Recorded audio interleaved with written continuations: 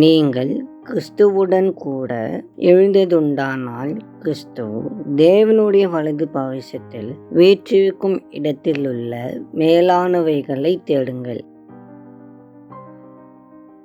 நாம் தேவனுடைய வார்த்தைக்கு முரண்படுகிற எந்த காரியத்தையும் எந்த சூழ்நிலையிலும் ஏற்றுக்கொள்ளக்கூடாது என்பதில் உறுதியுடன் இருக்க வேண்டும்.